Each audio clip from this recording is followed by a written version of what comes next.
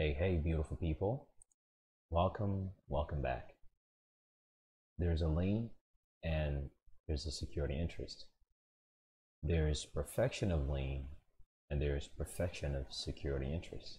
These are two different things, yet they always interrelate. Lien and security interest are two different things, but always interrelate. A lien is the temporary taking of anything, whether a right or a capacity or a physical property. A lien is equivalent to a hard inquiry on a credit report. A lien is a collection reported in your credit report. A lien is someone abrogating your rights until you find restitution. A lien is when a UCC1 is filed with the county. One thing they all have in common is the temporary status that it will expire at some point. Collection account lasts for about 3 to 5 years, according to the Fair Credit Reporting Act. UCC account liens expire. See, with liens, there's a way you perfect it. With security interest, there's a way you perfect it. Remember, a lien and a security interest are two different things, but they always intertwine. Because in order for a transaction to be secured, a lien has to be placed on either a property, a right, or a capacity. A lien is to a security interest what staircases are. In order for you to usually get to the highest staircase, you have to step through a few ones to get to it.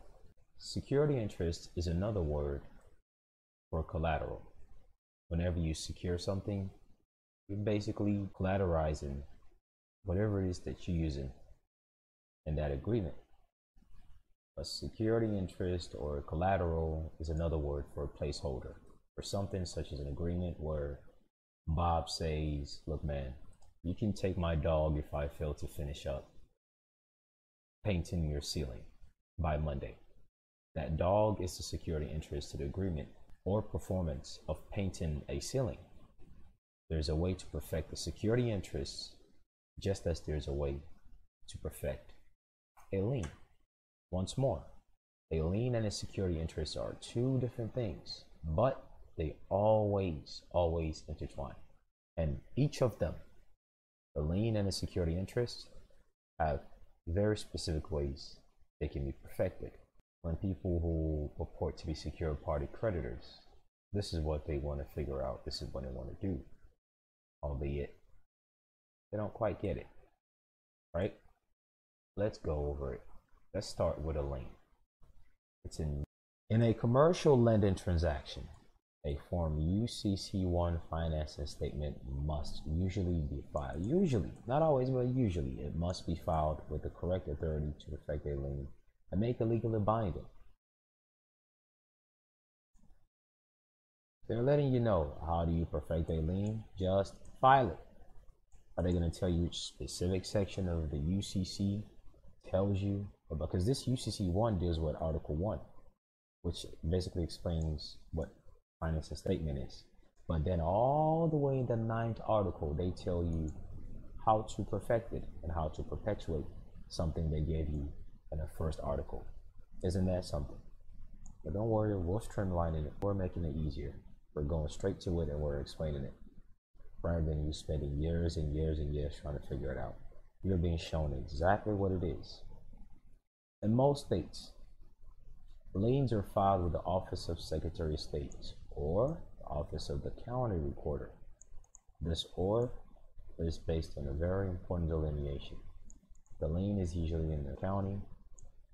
The notice of the lien is at a state level. When you start to do things like IPO, that's when you transfer it to a state level. Because guess what? The state itself is involved in IPOs. Did you know that? Yep. A filing statement is usually provided as authorization that the lender or associated party, aka the secured party, is entitled to first order right to seize specific assets detailed by the lien after delinquency threshold has been reached. Someone can only go into delinquency if there is a contract. All these people filing UCCs year after year after year, ask them, do you have a contract that goes with that? Because the contract is what the collateral is attached to. When it comes to properties, the mortgage is a contract. The promissory note is the value to which the contract is the terms and condition. The mortgage is the term and condition. The promissory note is the value, and the collateral is the house. Simple equation. Now, when you're doing your UCC1, okay, you put a lien. All right, you do the birth certificate. Okay, hey, you authenticated. You put all that stuff. Cool, but now tell me, where's your contract? A lot of people are missing that one extremely crucial part. Lien versus levy. It can be important to understand the distinction between a lien versus a levy. To put it very simple, a lien is a temporary taking or a showing of an interest in a property. A levy is just permanent taking it. A levy is what people do when they repossess properties.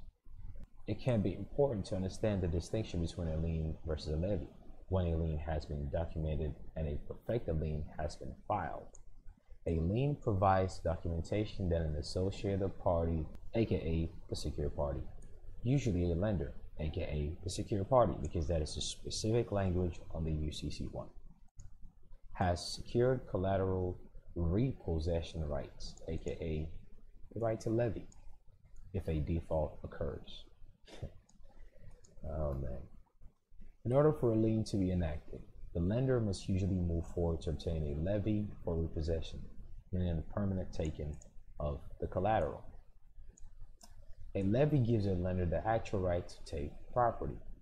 As such, liens, levies, and repossession can be somewhat of a slow process because of the legality